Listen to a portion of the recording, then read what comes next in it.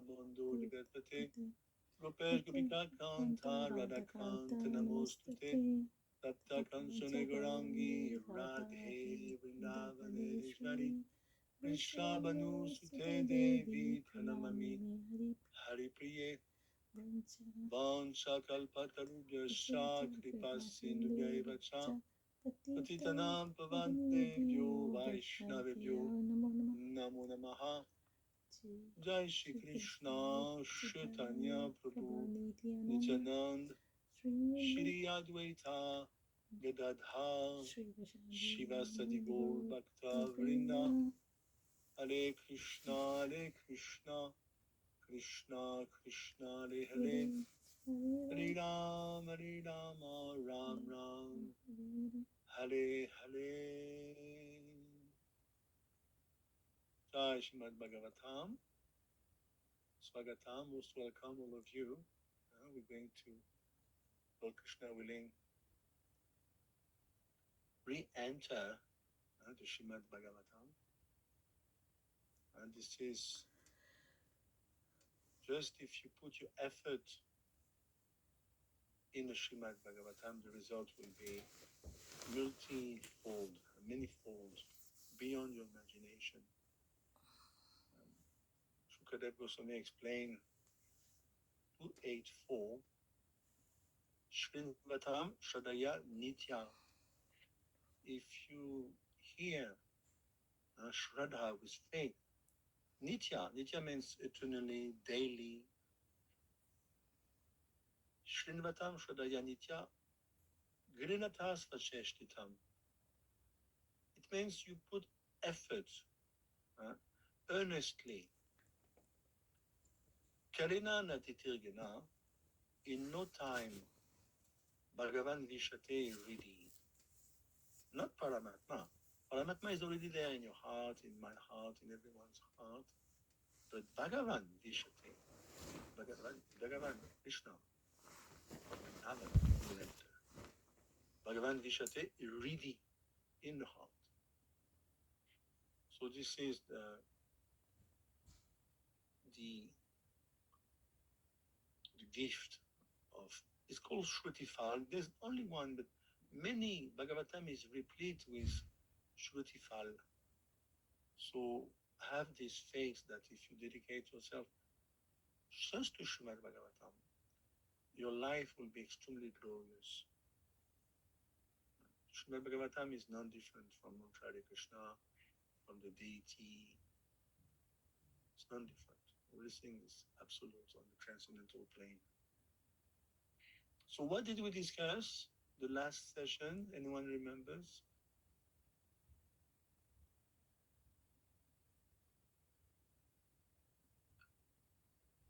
And we just completed the second chapter. Did you like the second chapter? Yes. And what did we discuss the last section? If you have any, you can always look at your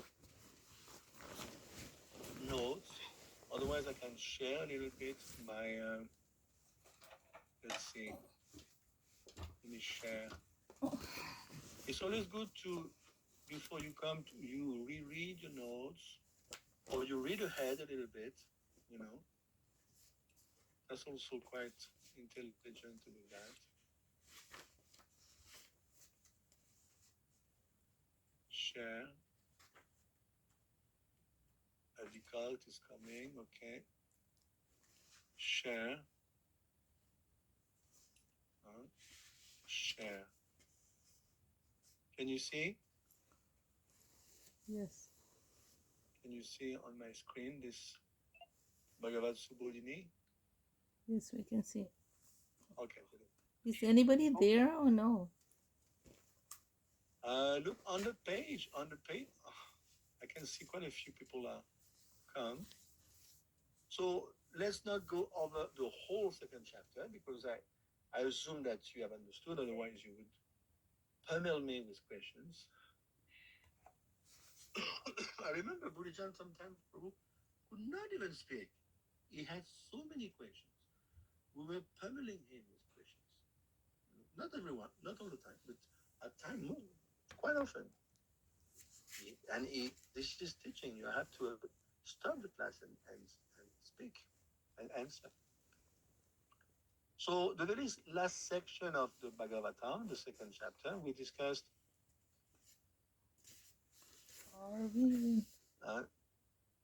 Lord Krishna. He manifests the material world by expanding as Purush Avatar, remember? And of course, we should remember in that regard 1-2-23, you can look it up. 1-2-23, Sutta Goswami explains date, and it's a verb. Date means to accept.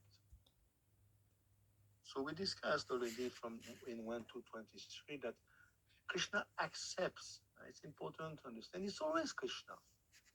You accept to play the role of a babysitter.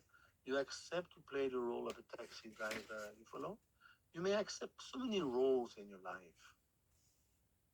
You accept to be the role of a mother, of a father, of a CEO. You happen to function as a CEO. It doesn't mean the soul is the CEO. You follow? But you happen to play the role. So in the same way, 1-2-23, Sutta Goswami explains, Purush ek ihasya date. For the sake of the material world, Krishna accepts to play the role of the Purush avatar. You follow? So we should always remember, it's always Krishna. Advaitam, Achyutam, Anadim, Anantarupam. Krishna's Anantarup. Anant, unlimited forms. Can you count the forms of Krishna? No. Anant. Anant means infinite. There's no limit. And they're all God. They're Advaita. Non-dual. So this is Krishna. We are dealing with the fountainhead of the personality of God.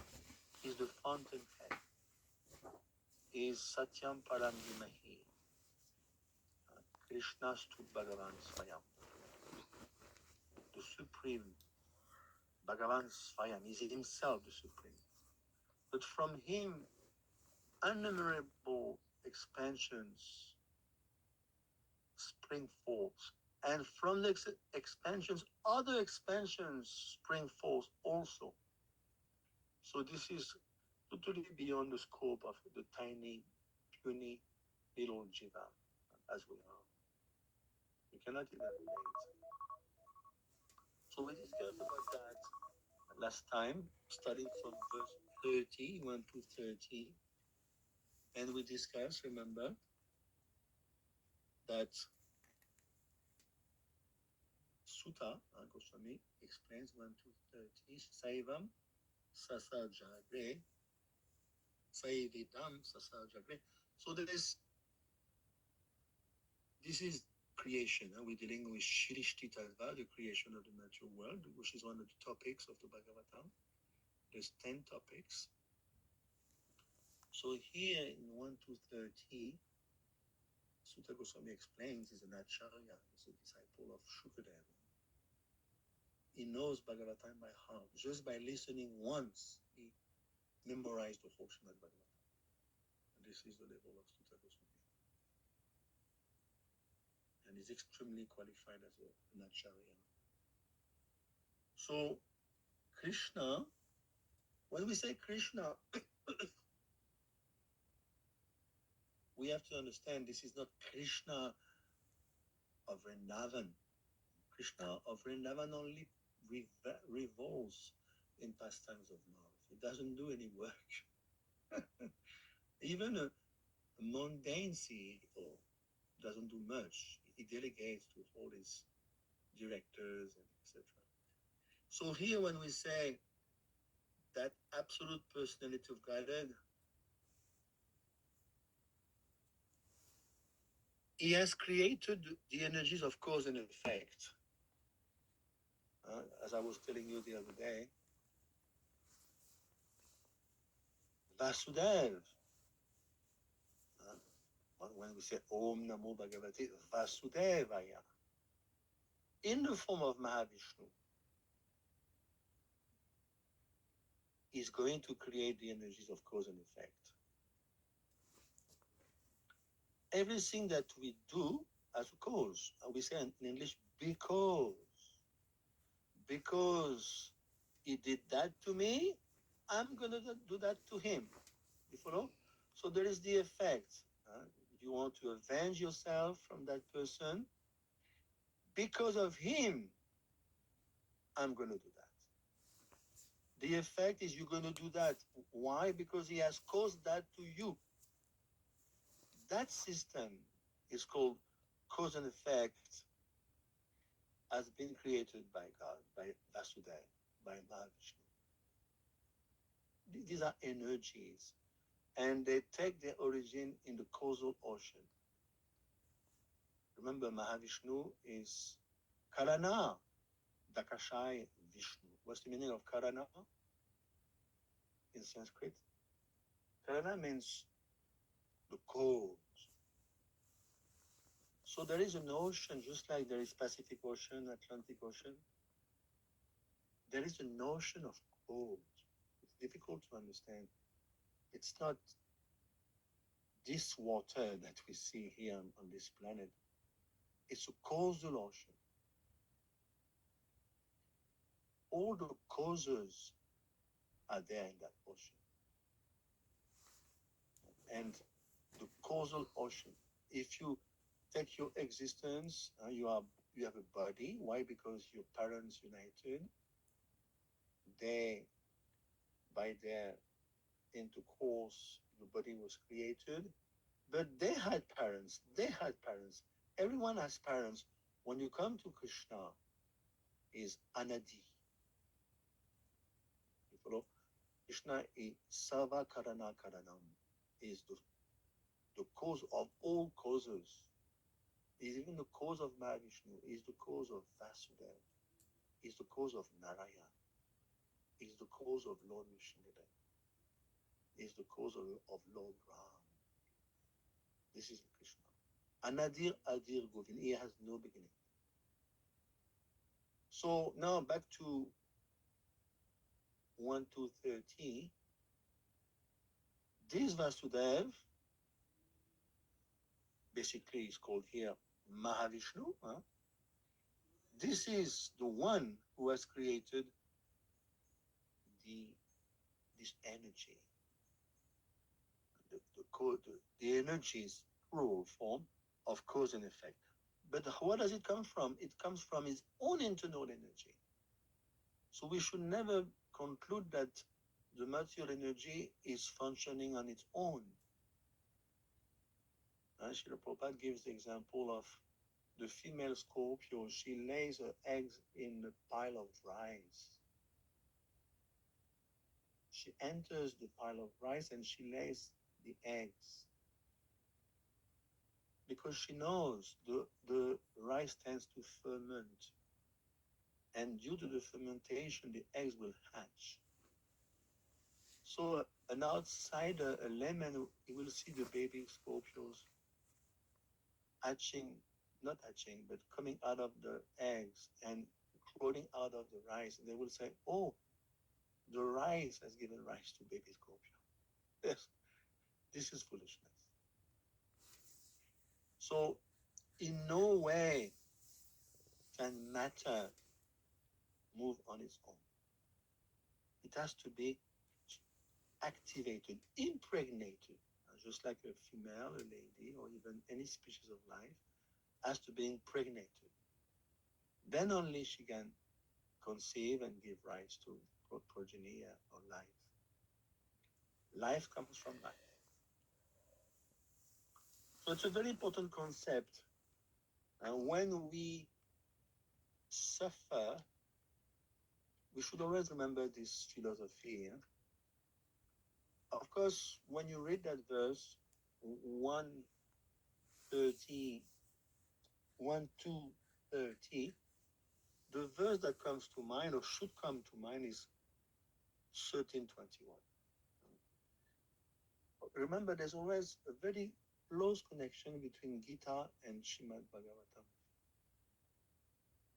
So the verse I'm thinking of here is 13:21.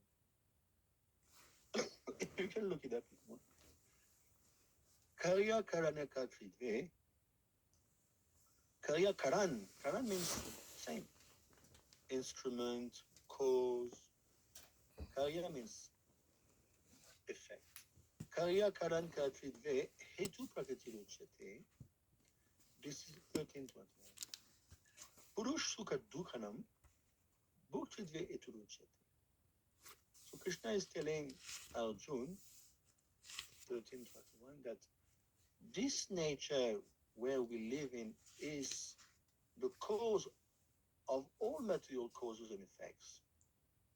In other words, the nature is the cause of causes and effects. But we, the Jiv, we are living entity, the Jivatma, we are the cause of our sufferings and enjoyments. You follow? If you suffer, you cannot blame your wife or your child or the statement. No, it's you, the cause of your suffering. If you enjoy, it's you. The nature creates the system of cause and effect, but she won't punish you. If you get punished, it's due to you only. You follow? So the tendency of the living entity is to blame others, including God. But Krishna explained in 5:15, Nadate Yatsashit Papam Nachevam Sukrita Vibhudu. He's telling Arjuna 5:15, Nadate Yatsashit Papam. I do not accept your path. That means sin. I don't accept your sin. And he goes, Nacheva Sukritam Vibhudu. I do not accept your piety. It has nothing to do with me, Arjuna. You do as you wish. You cannot blame me for your path. You cannot blame me for your good deeds. It has nothing to do with me.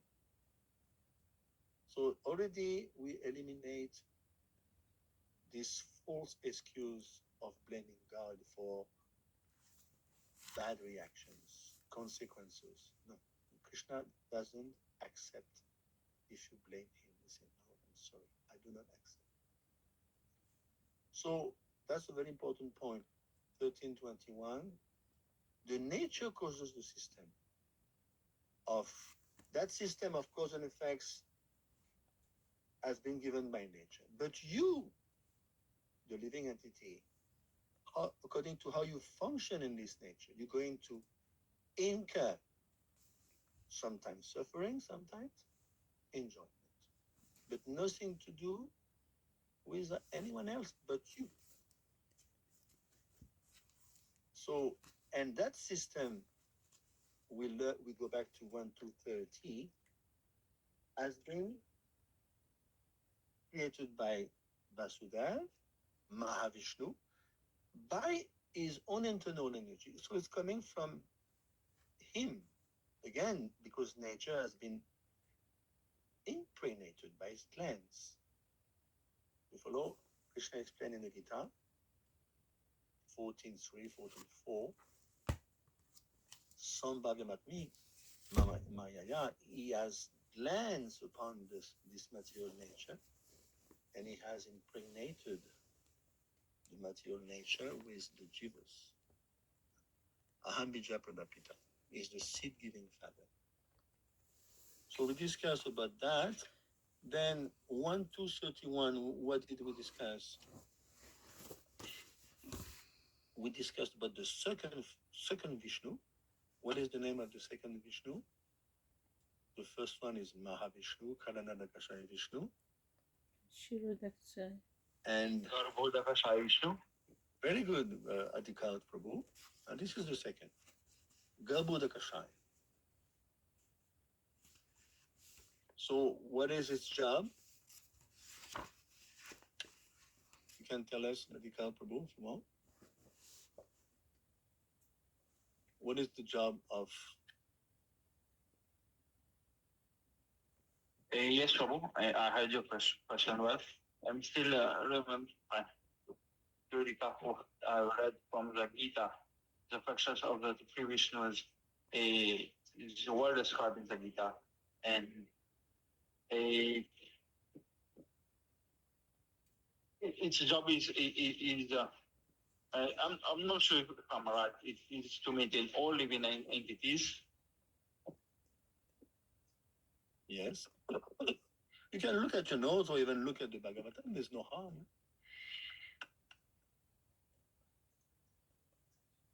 Even you can read the verse 1 to 31. This way you are totally on the T, right on the point.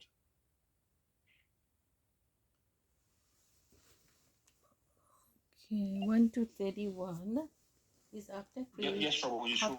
After creating the material substance, the Lord Vasudeva expands himself and enters into it. And although he is within the material modes of nature and appears to be one of the created beings, he is always fully enlightened in his transcendental position. Yes.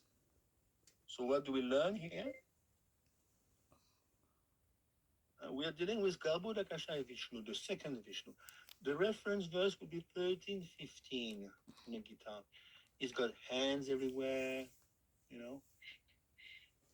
This is the one, Garbhodakashayi Vishnu.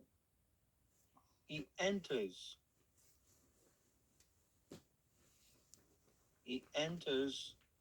and is basically is the Paramatma of the universe.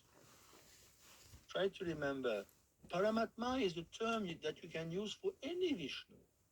Paramatma. Para Atma. Para means supreme, the supreme soul. So Mahavishnu, let's try to put it in simple terms, is the supreme soul of the entire cosmic manifestation.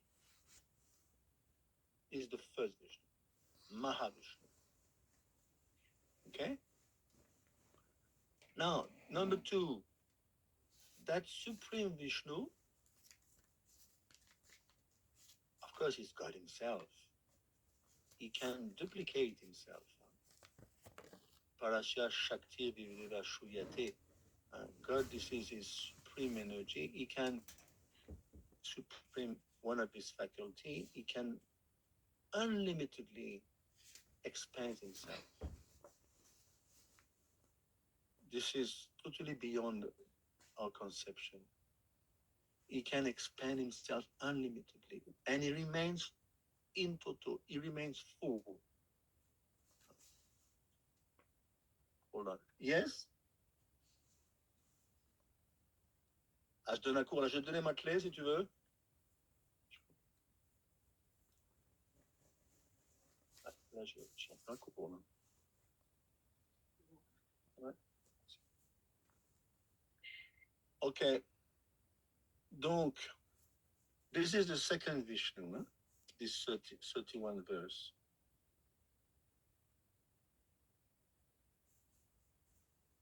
See, 31. He has created the material substance, and the Lord Vasudev, but more precisely Garbhodakashayi Vishnu, he enters. And it seems that at first sight is one of us. That's the problem of the living entity. Atmavan Manyate Jagat, we tend to project our pettiness upon others. I'm thinking like this, thus everyone must be thinking like me. We are surprised. How come he doesn't think like me? We are jivas, we are totally different. Different combinations of the modes are conditioning us. You follow? So even Krishna is the supreme personality. He moves about this material world. When he came, people are thinking, oh, he's one of us. Okay, he's a little more powerful, perhaps. Yes, he's very beautiful, he's handsome, he's got mystic power, definitely. But he's one of us. Avajananti mamudha manushim tanumashitaha. People, this is the tendency, they project their consciousness onto the plane of matter, and they conclude what I see is pure reality. No, they are totally an illusion from 100%. So he enters this material creation in each universe, and he appears to be one of us. He's always Nirgun. Always Nirgun. I'm just repeating what we covered last time. And was a motion matter nature. Yes, Prabhu? Is a motion matter nature. Exactly. It's Nirgun. Nirgun. Then 32, we discussed. 32, what happens here? This is Paramatma. It's quite simple. 30 is Mahavishnu, 31 Garbhodakashayi Vishnu, 32, what is the name of that Vishnu? The third one? Karanadakashayi Vishnu. No, Karanadakashayi is the first one. Hirodakashayi Vishnu. Shiro, Adibo Prabhu. And Shiro means cheer. You speak Hindi and cheer. Cheer Cho Gopinath. Cheer means sweet rice, you say in English? Sweet rice? Milky So- rice, milky. Yeah. So I'm a little sick, sorry. This Vishnu, he lives on a planet called Shvetadvip. Even within this material world, when you look at the firmament at night, you can see it's called the North Pole or the polar star. That planet is a spiritual planet. Dhruv Lok, Shvetadvip. It doesn't die. At the time of Pralaya devastation, this planet survives. This is a spiritual planet, the Vaikuntha Lok. And if you go there, this is where Kshirodakashayi Vishnu resides, lying on the ocean of milk with Mahalakshmi. This is where Lord Brahma goes when he's baffled by some enigma. He cannot manage on his own. He has to go to see the boss. So this is Kshirodakashayi Vishnu. 32. And he pervades just like the consciousness pervades everything. Why fire can be ignited? Because there is fire in a subtle form within the wood. One wood can be ignited because within the wood there is fire in a subtle form. So in the same way, it pervades everyone. Not only mobile, moving entities, no. Even the walls in front of you are permeated by Kshirodakashayi Vishnu. Antarana, Antarasta, Paramanuchayantarastam. He enters the atom, can you imagine? And he enters between the atoms. This is Vishnu. Otherwise, even creation wouldn't be able to hold itself. Everything will be scattered. Is the binding within the atom, in the atom. The wall in front of you would scatter, the elements would scatter by the power of the, how do you say this in English? The power of attraction. We are the gravitation force. We are pulled to the ground. Do you know the speed of the earth? Do you know what is the speed of the earth, of the planet Earth? 30 kilometers per second. Sorry, Prabhu? 30 kilometers per second. You must be kidding. 16,000 kilometers something. Thank you, Prabhu. 16,000 something kilometers per second. How fast is a plane? Plane is maximum 1,000. Here is 16,000 kilometers per second. This is the speed of the planet Earth. Is it according to Bhagavatam or according to modern Bhagavatam. scientific? Yeah, according to Bhagavatam. So how come we're not being scattered in the sky, even outside the house? Everything should be topsy-turvy because of this strong pull, gravitation pull. So why? Because Kshudradagasha Vishnu enters, and he appears to be of many varieties. So this is the same question as I asked last week. Are there as many Paramatma as we find Jivas? Or is there only one Paramatma?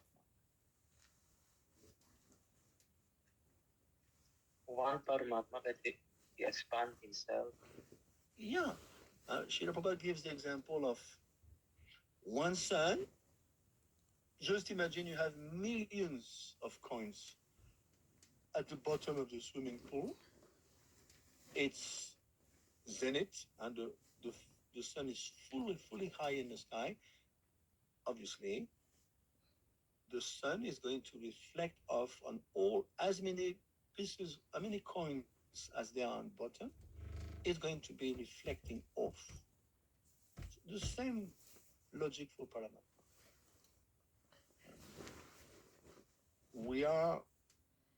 Paramatma reflects it himself in as many jivas as they are in the creation, animate and inanimate. So this is again just a recap. I don't want to go as deep as last time. 33, what's happening in 33?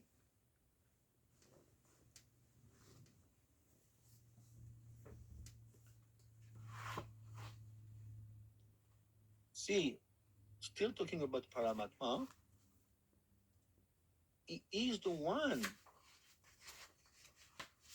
He enters, we know that, he's already there in the heart, Antaryami. He's neutral. Remember 929 Krishna? Krishna says, Samoham Savabhuteshu Namidvishu Stinapri. I'm inside everyone's heart. I don't love anyone. I don't hate anyone. Udasinavat. The Paramatma is Udasinavat, is neutral like a judge. A judge can condemn you to be hanged tomorrow. And next fellow will be graced by the government. The judge has this power. Do you think he has problem to sleep at night? No. He has no problem to sleep at night. That is his job. He's the judge. So Paramatma is like that. He's totally neutral. But in 33, he enters. We know that he enters within the body of the jiva. And because of him only, we're going to be able to be influenced by the modes. And it's going to facilitate us to enjoy the effects of the modes via the medium of the mind. See, it's extremely scientific. Bhagavatam this is what should be taught at school from the age of 5. If you teach Bhagavatam from the age of 5, this planet will become spiritual. People should be having a doctorate in Bhagavatam, masters. You follow? This doesn't mean you shouldn't learn, geography, English, maths. Okay, a little bit. But that's real Atma. Atma Gyan, Atma Tattva. This is Bhagavad Dharma, Bhagavad Tattva.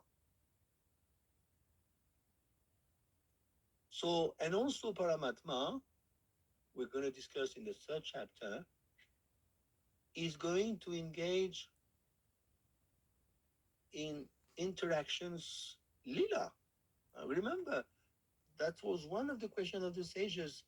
Please tell us how the Lord interacts with this material world, within this material world. That was one of the questions. How does he interact as Lila avatar? How does he interact as Purush avatar? Okay, 34. What is 34? We discussed last time. He maintains all the planets. This is the same Paramatma. And not only humans, any jiv, demigods, insects, tigers. Remember 1323, Upadrashta Anumantacha Bhakta Bhakta Maheshvaraha Paramatmiti Shatrukto De Esmin Purusha Paraha. Krishna tells Arjuna there is another Purushapara. This is Paramatma. He maintains, he witnesses, he consents. Upadrashta Anumantacha Bhakta Bhakta Mahesh. So he witnesses, he consents, and he maintains. He oversees also. You are always being watched. There's 10 witnesses. 10 that watching you. 10 witnesses, according to 6 cantos. So now, in 34, that is also Paramatma. It's called Chaitya Guru. He's trying to reclaim us, especially those in the mode of pure goodness. So you may tell me, okay, what has to do with us? Well, who is your guru? If your guru is well situated in Parampara, your guru is the external manifestation of Paramatma. So if it's the real guru, Sadguru, then there's no difference between Antayami, the super soul in everyone's heart, and your Guru Maharaj, who is the external manifestation of Paramatma. So that's why it's important to be initiated in Guru Parampara, because if your Guru is properly situated, it's as if you're speaking to Paramatma himself. Okay. So I think that was just a recap, because I can see that